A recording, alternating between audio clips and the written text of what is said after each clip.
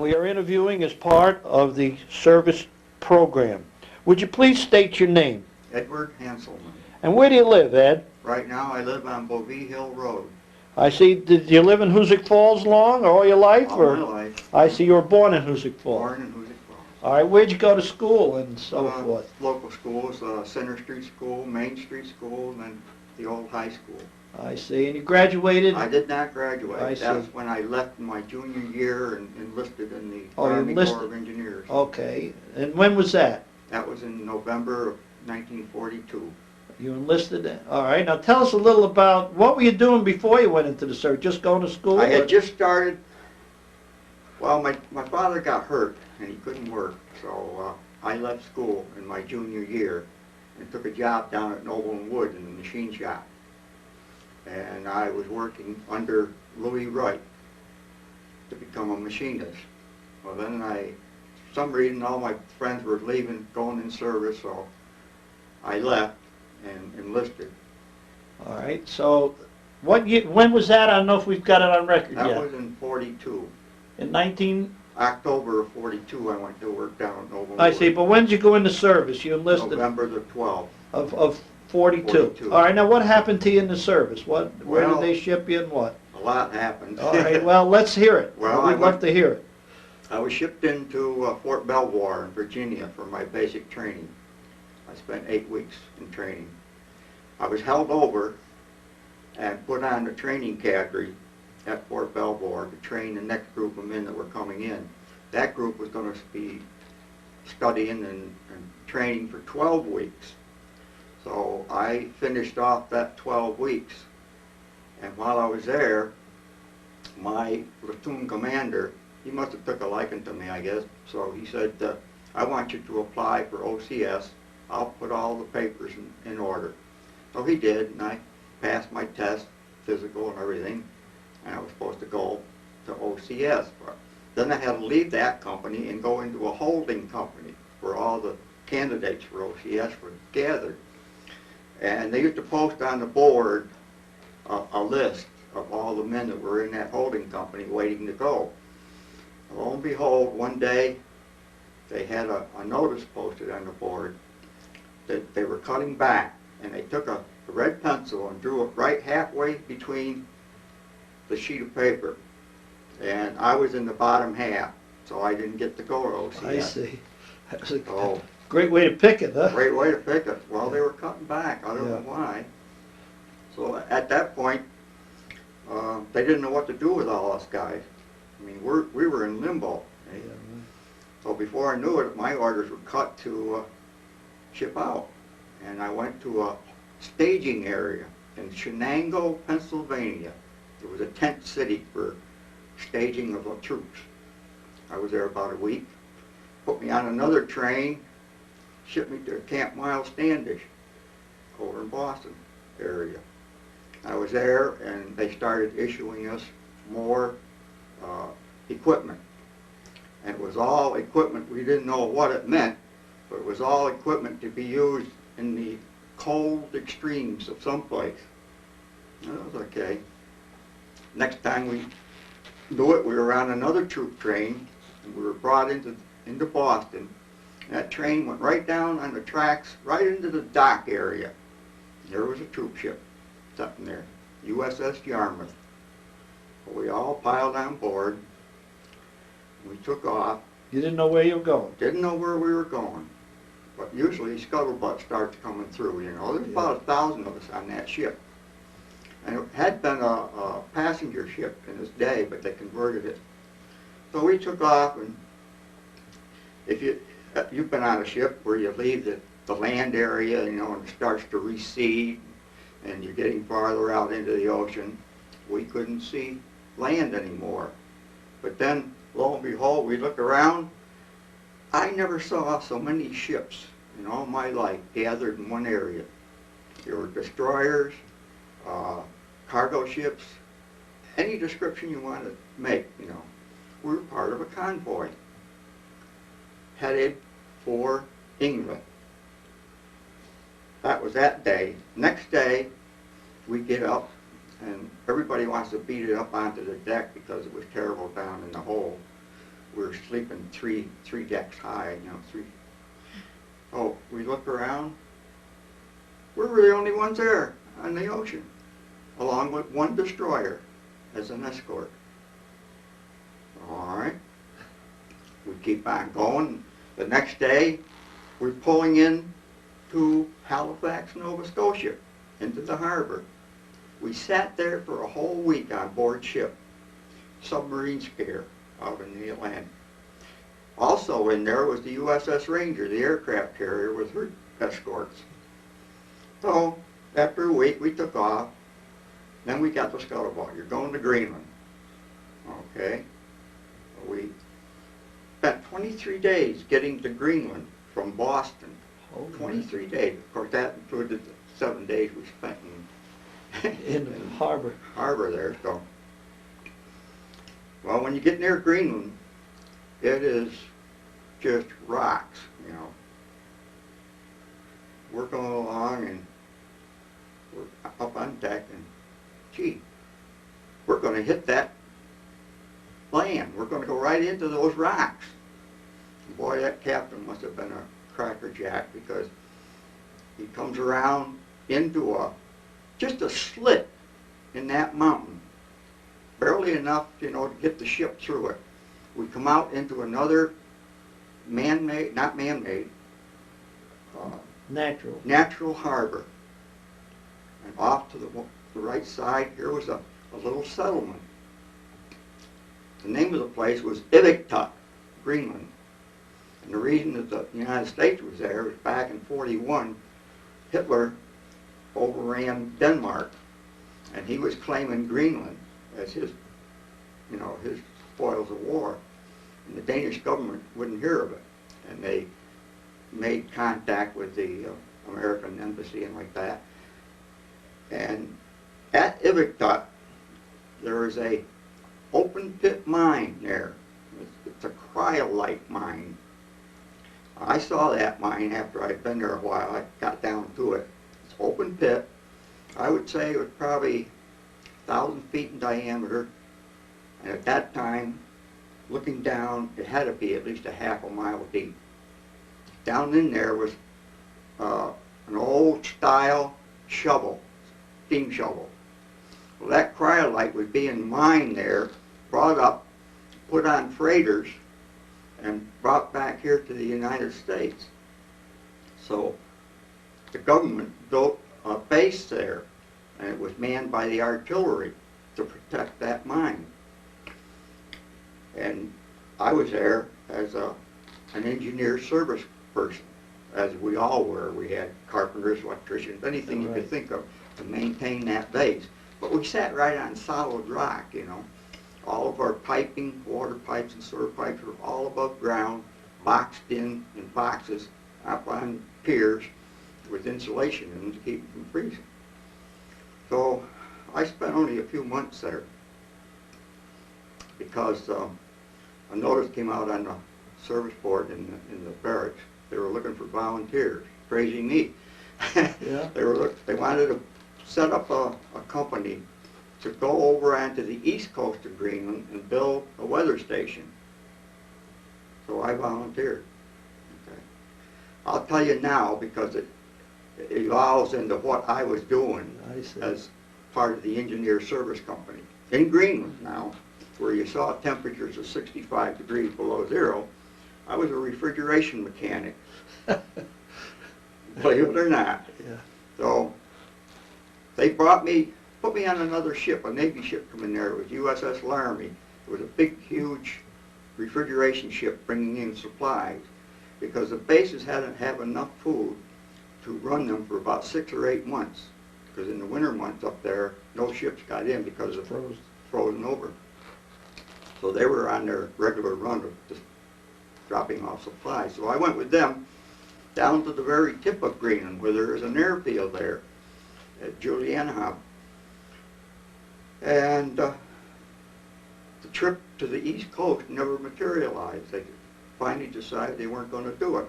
So here I was in limbo again. You know? So about a week or two later, got my orders to go up to the airfield and get on a plane. They were going to take me north up to another base. The bases were numbered, they called them Bluey West 1 or Bluey West 6. They were taking me up to Bluey West 8. And that was 120 miles above the Arctic Circle. Another airfield, Mammoth Airfield. So I flew up there, crossed the Arctic Circle in the plane, over the Greenland ice cap. I'll tell you, it was scary, but it was beautiful. You wouldn't believe it. So I landed there at that base and took up my position as a refrigeration mechanic because they had huge walk-in freezers that all this food was stored in. So while I was there, I had a freak accident in '44. I was thrown off the back of a truck, and that's when I got my skull fracture. I spent 3 months in the hospital there. Got over that very well and went back to duty. Our tour duty up there was 12 months, and already I had been there probably 18 months. Eventually I was there 22 months before I got relieved. I see. So came back to the States after that. While I was there, we were at the end of what they call the Sandestrom Fjord. It's the longest fjord in Greenland, 90 miles long, from the ocean to that base where we were. And I crossed the Arctic Circle 8 times. 6 times in a boat and twice in a plane. When I flew back out, I came out by plane. All right, now, this big airfield, what did they use that airfield for? That was a refueling point for planes from the States here, fighters and bombers that were going over to Europe. We had well, you wouldn't believe the 50-gallon drums. They were stacked higher than this building here. And as far as the eye could see, just like a pyramid, 50-gallon drums of fuel. And that's why the base was there. So it was the Great Circle route over, so they went to Greenland, then they flew to Scotland and England. And they left the States, and they either stopped in Newfoundland or in Nova Scotia.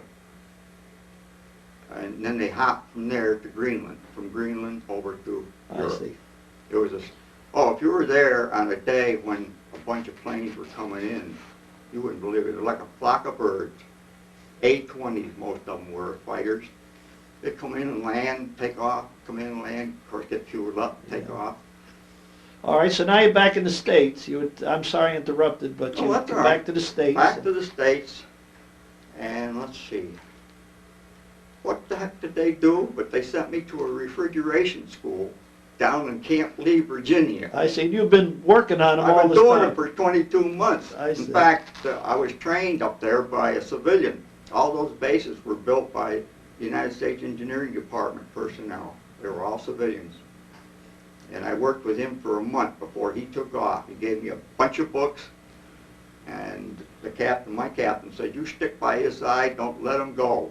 Learn everything you can. Well, I learned enough, but All right. I managed all right. All right, so now you're back in the States. They sent you to refrigeration school. What happened then? Well, while I was there, I called home, got a hold of my wife. I said, let's get married. So I got a 3-day pass and came home. That was in '45, June '45. And we got married. And I took her back to Petersburg, Virginia, where we had a 1-room sleeping quarters, Yeah, right. and I was still in the service. So then, from there, I got transferred, and she came home. I got transferred up to Albany and put in the military police up there at Steamboat Square. I don't know if you ever heard about that. It was down along the water. It's where the dayliners used to come in years ago from New York. And the government had taken over the place. And we did guard duty at the Union Station in Albany and up on Green Street, Clark Street, up as far as the Washington Park up in Albany, and patrolled the streets and like that. Most of my time I spent in the Union Station. So from there, I was working on my points to get discharged, and I was pretty close to being ready to go. So they didn't know what to do with us guys. I mean, they were shifting us all over. So they sent me out to Syracuse to a recruiting place. I stayed there overnight and had new orders to go back to Albany. Albany.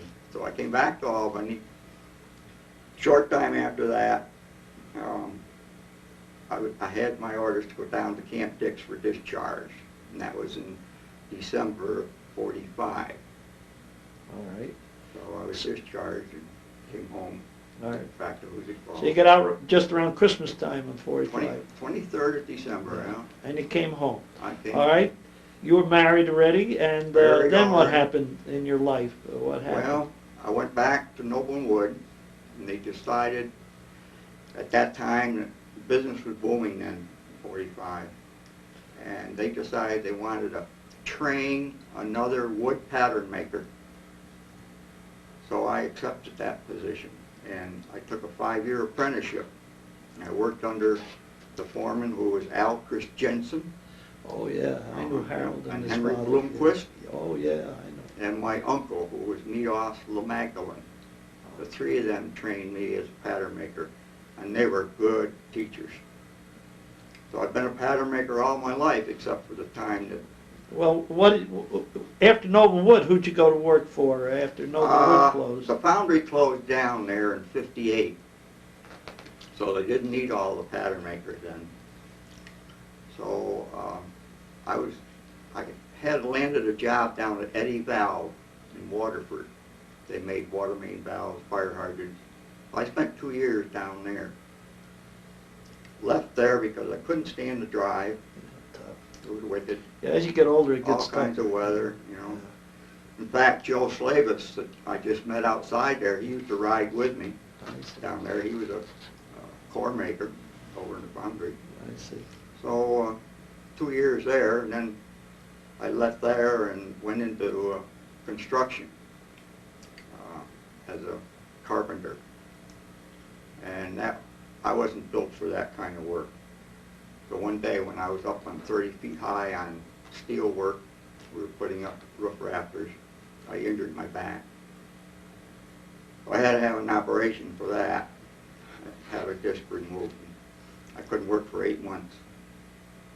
When that was over, I knew I had to have a job, because at that time we had 3 children, I think it was. And somebody said to me, why don't you go see Bill McMartin down at Dodge Fibers? So I went down there, and he said, yeah, we got a place for you, Ed. Start tomorrow morning if you want. So I took it. Went to work there in a new department they had just started shortly, and it was the extruded tape department, where they made Teflon extruded tape. So I stayed there until they built a new building over at McCaffrey Street in '64 and moved all the extruded tape machinery and stuff over there. 67 or 68, if I remember right, a company by the name of Oak Electronetics bought Dodge Industries out. Right. And Mr. Dodge was disassociated with the company, but he bought the machine shop part of it, Dodge Machine. Put it down in the old Church Street building there, Dodge building. Yeah. So he got word to me that he wanted me to come to work for him, because he was going to do some more research, which he could do. So I left Dodge Oak. At that time they called them Oak Industries. So I went down and went to work for Mr. Dodge as a research guy, doing research. I was there 5 years, and I could see things weren't going the way I was promised they would go. So this Gary Barbera there at Dodge Industries, he knew I wasn't happy, so he got word to me. He says, come on back, go back into the E&D department here for me, work for me. So I did, and that was in '73. About that time, they were having some problems over at Liberty Street. That's where they finally ended up having the extruded tape department. And he says, how would you like to go over there and become the manager of the extruded tape department? I grew up in that department, you know. Yeah, I, sure, you from the started ground right- up, I worked my Sure. way. So I took it. I went over there and became the manager and stayed there for 7 years. Great. And came back to Oak Materials Group.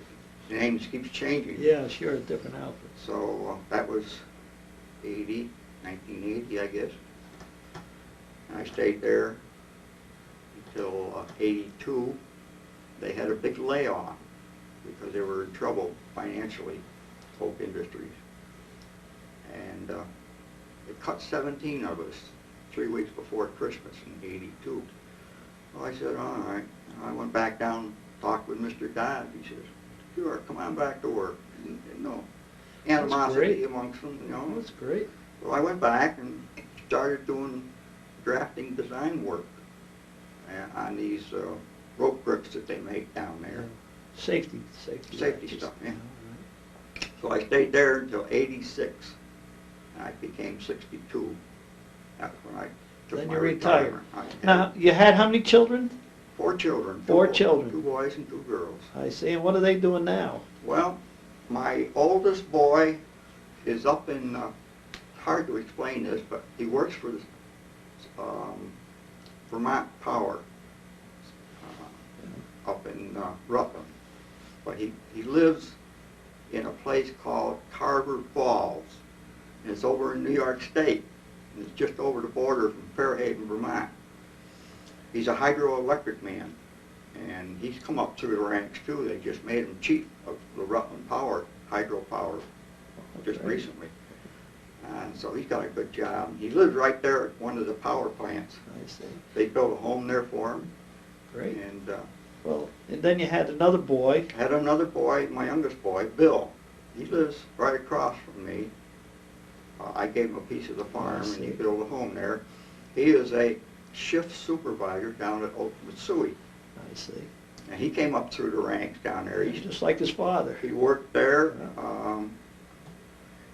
during the school years when they were starting Oak Mitsui, starting to build it out into the old plant. He used to work there summers.